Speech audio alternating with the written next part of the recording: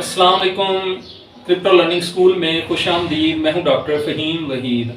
आज हम crypto currency यानी कि हम बिटकॉइन का एनालिसिस करेंगे, टेक्निकल एनालिसिस करेंगे, इसकी सपोर्ट एंड रेजिस्टेंस देखेंगे और साथ हम एक दो मज़ीद कॉइन्स की हम एनालिसिस करेंगे। जो भाई क्रिप्टो करेंसी के बारे में इंटरेस्टेड हैं और उससे अर्निंग करना चाहते हैं, मेरी माएँ बहनें जो इंटरेस्टेड हैं और इसको सीखना चाहती हैं, तो वो एक बहुत ही अच्छे प्लेटफॉर्म पे आए हैं। हम क्रिप्टो करेंसी का इसमें मुख्तलिफ कॉइन्स का हम डेली बेस पे एनालिसिस किया करेंगे, मार्केट का एनालिसिस किया करेंगे, मार्केट का पोस्टमार्टम किया करेंगे। ठीक है, तो जिन भाई ने मेरा चैनल अब तक सब्सक्राइब नहीं किया वो सब्सक्राइब कर दें और साथ वाले बेल आइकन को प्रेस कर दें ताकि हमारी हर नई आने वाली वीडियो का नोटिफिकेशन आपको मिलता रहे। आज मैं कुछ आपको ट्रिक्स भी बताऊंगा कि हम स्पॉट ट्रेडिंग करते हैं तो उसमें किन बातों का ख्याल रखना चाहिए, उसके बारे में भी मैं सारी इंफॉर्मेशन दूंगा। तो आपने वीडियो को एंड तक देखना है ताकि कोई भी बात आप मिस ना करें। तो चलते हैं अपनी स्क्रीन की तरफ। अब आपने बड़े ही आराम से तसल्ली से इस वीडियो को देखना है। हमने 4 आवर का 4 घंटे वाला जो है टाइम फ्रेम उसका हमने ये चार्ट निकाला है।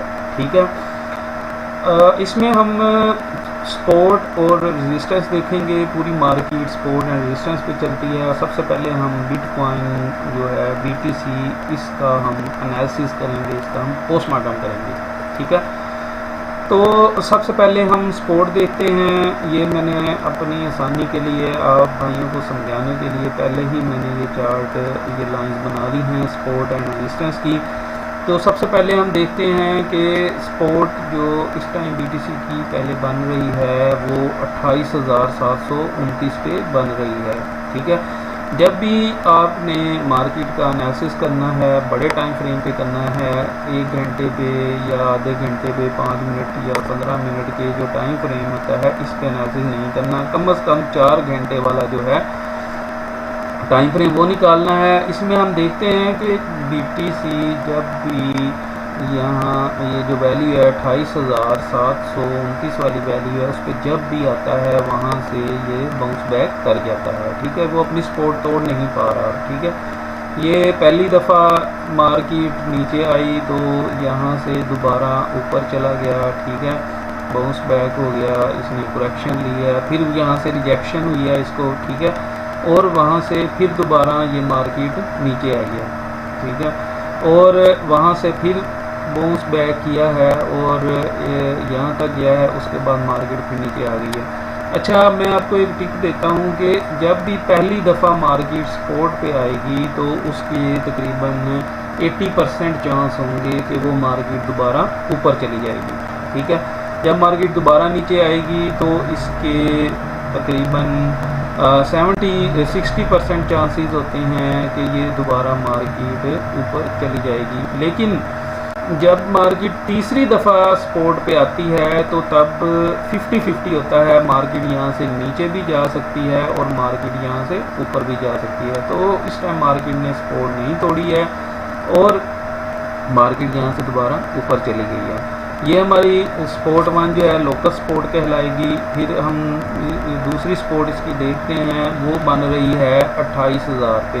अगर ये सपोर्ट टूट जाती है 28,700 वाली तो मार्केट फिर 28,000 पे आएगी। ये हमारी थोड़ी स्ट्रॉन्ग सपोर्ट है सपोर्ट 1 की निस्बत। ठीक है, और जो तीसरी सपोर्ट बन रही है वो 26,745 की बन रही है, हमारी स्ट्रॉन्ग सपोर्ट है। यहाँ से मार्केट को नीचे बिल्कुल नहीं जाना चाहिए, नहीं तो आल्ट कॉइन्स बहुत तेज़ी से ब्लीड करेंगे। ठीक है, और एक अगर हम रेजिस्टेंस की बात करें तो हमारी जो फर्स्ट रेजिस्टेंस बन रही है वो $30,000 पे बन रही है। 30,000 वैल्यू जो BTC की है वहाँ पे हमारी पहली रेजिस्टेंस बन रही है। इसमें हम देखें कि जब भी मार्केट यहाँ से ऊपर जाती है तो फिर वहाँ से मार्केट को रिजेक्शन मिलती है और मार्केट नीचे डाउनवर्ड ट्रेंड में चली जाती है। ठीक है, यहाँ से फिर दोबारा मार्केट ऊपर गई, यहाँ आप देख रहे हैं मार्केट ऊपर गई और यहाँ से फिर नीचे आ गई है और फिर ये दोबारा उधर जा रही है। तो ये हमारी एक स्ट्रॉन्ग रेजिस्टेंस बन रही है, हमारी लोकल रेजिस्टेंस है। अगर ये रेजिस्टेंस ब्रेक करती है तो हमारी नेक्स्ट जो रेजिस्टेंस बन रही है वो 31,590 की बन रही है। मार्केट फिर अप ट्रेंड में चली जाएगी, अपवर्ड ट्रेंड में, और आल्ट कॉइन्स में भी हमें अच्छा खासा गेन मिलेगा, पंप मिलेगा और हमें मार्केट बुलिश नज़र आएगी। ठीक है, अगर ये रेजिस्टेंस 2 भी ब्रेक हो जाती है तो फिर मार्केट ऊपर मज़ीद चली जाएगी और हमारी तीसरी जो स्ट्रॉन्ग रेजिस्टेंस बन रही है वो 32,600 की बन रही है। ठीक है, अगर हम रेजिस्टेंस 2 की बात करें तो ये देखें मार्केट यहाँ से ऊपर गई है तो यहाँ से फिर नीचे आई है, फिर इस जगह से दोबारा मार्केट नीचे से ऊपर गई है, तो यहाँ से फिर इसको रिजेक्शन मिली है और मार्केट डाउनवर्ड ट्रेंड में चली गई है। ठीक है, तो ये हमारी जो दूसरी रेजिस्टेंस बन रही है और ये हमारी तीसरी रेजिस्टेंस है। मार्केट में अभी कंसोलिडेशन हो रही है, यानी BTC 31,500 से लेके 28,700 के दरमियान काफ़ी दिनों से फिर है। यानी अगर हम देखें तो ये 13 मई से लेके 19 मई यानी तकरीबन एक हफ़्ता हो गया है मार्केट इधर ही फिर रही है। ठीक है, हम इसके साथ दूसरे आल्ट कॉइन्स हैं उसका भी एनालिसिस कर लेते हैं। सोल जो है कॉइन, ये मेरा बेस्ट कॉइन है, मेरा फेवरेट कॉइन है। ठीक है, तो सोल को भी हम 4 आवर्स के ही टाइम फ्रेम पे देखेंगे और आपने जब भी बाइनांस पे सोल में ट्रेड करनी है तो BUSD के पेयर में करें। BUSD के पेयर का फ़ायदा ये होगा कि इसमें हमें फ़ीसें बहुत ही कम पड़ती हैं, माइनर फ़ीसें होती हैं। ठीक है, तो सोल में जब भी आपने ट्रेड लेनी हो BUSD के पेयर में ट्रेड लें। सोल की अगर हम सपोर्ट की बात करें तो इस टाइम इसकी जो सपोर्ट है वो 48 बन रही है। मार्केट 48 पे देखें आती है, बार बार सोल वैल्यू आती है, फिर यहाँ से मार्केट करेक्शन लेती है और अपवर्ड ट्रेंड में चली जाती है। ठीक है, इसके बाद जो हमारी दूसरी सपोर्ट बन रही है वो 41.7 बन रही है। अगर मार्केट यहाँ से सोल नीचे आता है तो फिर ये 41 पे यानी मार्केट काफ़ी नीचे आ जाएगी। ठीक है, तो ये 48 वाला जो हमारा सपोर्ट बन रही है इसको ब्रेक नहीं करना चाहिए। दूसरी सपोर्ट मैंने बता दिया आपको, वो 41 की बन रही है और जो हमारी तीसरी लास्ट जो सपोर्ट बन रही है वो 34 की बन रही है, $34 की बन रही है। ठीक है, तो मार्केट को 48 से नीचे नहीं आना चाहिए। अगर हम रेजिस्टेंस की बात करें तो जो इसकी पहली रेजिस्टेंस बन रही है, लोकल रेजिस्टेंस है, ये $54 की बन रही है। मार्केट आप देखें जब भी यहाँ से सपोर्ट से मार्केट जाती है तो यहाँ तक जाती है, रेजिस्टेंस तक जाती है, वहाँ से फिर डाउनवर्ड ट्रेंड में चली जाती है, रिजेक्शन मिलती है इसको। ठीक है, और यहाँ पे मार्केट थोड़ा ऊपर गई है लेकिन यहाँ पे हमें फिर दोबारा इसकी जो है वो रेजिस्टेंस मिल रही है। ठीक है, अगर हम सेकंड रेजिस्टेंस की बात करें तो सेकंड रेजिस्टेंस हमारी $59 पे बन रही है और थर्ड रेजिस्टेंस हमारी स्ट्रॉन्ग रेजिस्टेंस है वो $64 पे बन रही है। अगर ये हमारी $54 वाली रेजिस्टेंस ब्रेक करती है तो मार्केट काफ़ी बुलिश होगी। तो आपने जो मैंने BTC का बताया है सपोर्ट एंड रेजिस्टेंस का, आपने इसको देखते हुए ही अपना रिस्क मैनेजमेंट करना है। ठीक है, अपने पोर्टफोलियो को मैनेज करना है। अगर आप स्पॉट ट्रेडिंग करते हैं तो हमेशा एक ही पॉइंट पे सारे बाइंग ना करें। ठीक है, आप थोड़ी बाइंग स्पॉट 1 पे करें, यानी जब BTC 28,729 पे अगर हमें BTC में ट्रेड करने हैं तो 28,729 पे हो तब कुछ बाइंग कर लें, कुछ जब 28,000 पे आ जाए तब बाइंग कर लें और कुछ बाइंग कर लें 36,745 पे। इसे कहते हैं DCA होगा, यानी ये डॉलर कॉस्ट एवरेज होगी। आपकी एवरेज बाइंग तकरीबन 28,000 पे आ जाएगी और जैसे ही मार्केट ऊपर जाएगी तो आपको DCA की वजह से अच्छा खासा प्रॉफिट मिलेगा।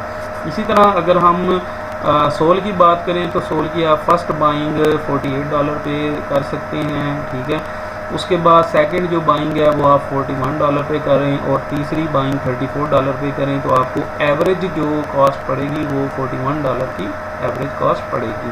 ठीक है, इसका फ़ायदा यही होता है कि कहाँ आपने $48 पे अगर आपने 20 कॉइन बाई किए हैं, 20 सोल बाई किए हैं $48 पे, और अगर वही 20 आप 41 पे बाई करते हैं तो आपको बहुत ही कम रेट पे ये मिलेंगे। और वही अगर आप $34 पे भी 20 बाई करते हैं तो कहाँ 48 डॉलर रेट है और कहाँ $34 रेट है, तो आपको एवरेज $41 तकरीबन कॉस्ट पड़ेगी। और जब मार्केट ऊपर जाएगी तो आपको वही $20 की बजाय आपको $60 जो आपने 20 इन तीनों स्टेप पे बाई किए हैं, तो 60 सोल पे आपको अच्छा खासा प्रॉफिट मिलेगा। ठीक है, इसी तरह जब आपने सेलिंग करनी है तो वो भी आप सेलिंग भी मुख्तलिफ स्टेप्स में करें।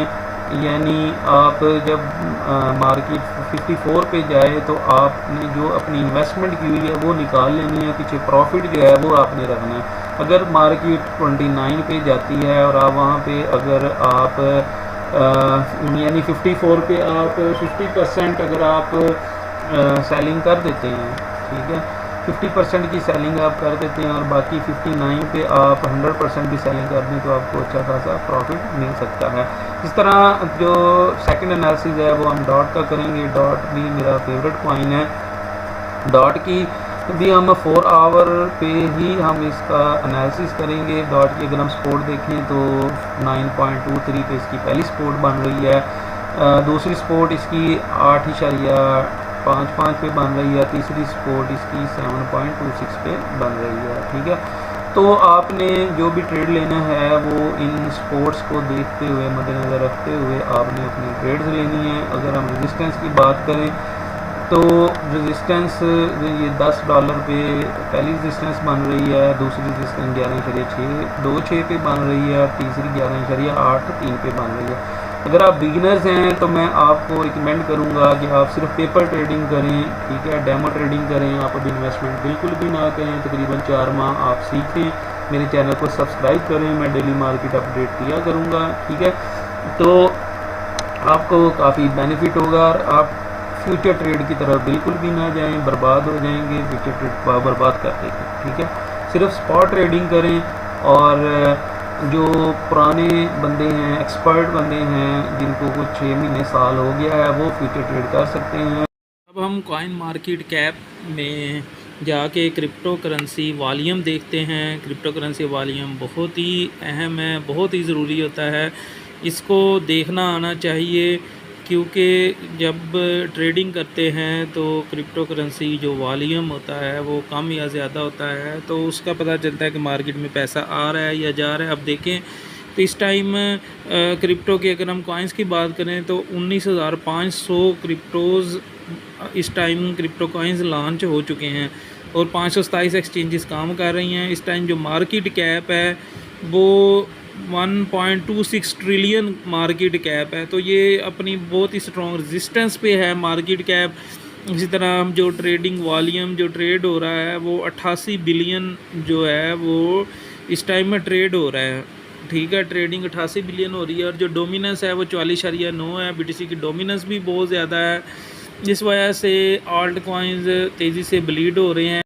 का आपने बड़ा ख्याल रखना है कि जब भी इन्वेस्टमेंट करें तो जो टॉप के 20 कॉइन्स हैं ना, कॉइन मार्केट पे आप देख लें, टॉप 20 कॉइन्स में ही इन्वेस्टमेंट करें, क्योंकि ये कॉइन्स तेज़ी से रिकवर होते हैं जैसे ही मार्केट ऊपर जाती है। इसी तरह हम अब फेयर एंड ग्रीड इंडेक्स को देख लेते हैं। फेयर एंड ग्रीड इंडेक्स की मार्केट में, क्रिप्टो मार्केट में बहुत इंपॉर्टेंस होती है। फेयर एंड ग्रीड इंडेक्स आप डेली बेस पे चेक किया करें। अगर तो फेयर 50 से नीचे है, यानी कि 40 पे 30 पे आता है तो मार्केट में फेयर कम होता है, लेकिन अगर फेयर 20 पे या 20 से नीचे चला जाए तो वो एक्सट्रीम फेयर होती है मार्केट, और वही बाइंग स्टेज होती है जब हर बंदा घबराया होता है और वो बेचने को लगा होता है, तो यही टाइम होता है बाइंग करने का। ठीक है, तो अगर हम अभी आज का देखें तो आज 13 जो है वो फेयर एंड ग्रीड इंडेक्स चल रहा है, यानी एक्सट्रीम फेयर है, और डेट भी आप लाजमी देखें। उम्मीद है आप भाइयों को मेरी वीडियो पसंद आई होगी। वीडियो को लाइक करना, चैनल को सब्सक्राइब करना मत भूलिएगा। दुआ में याद रखिएगा। अल्लाह हाफिज़।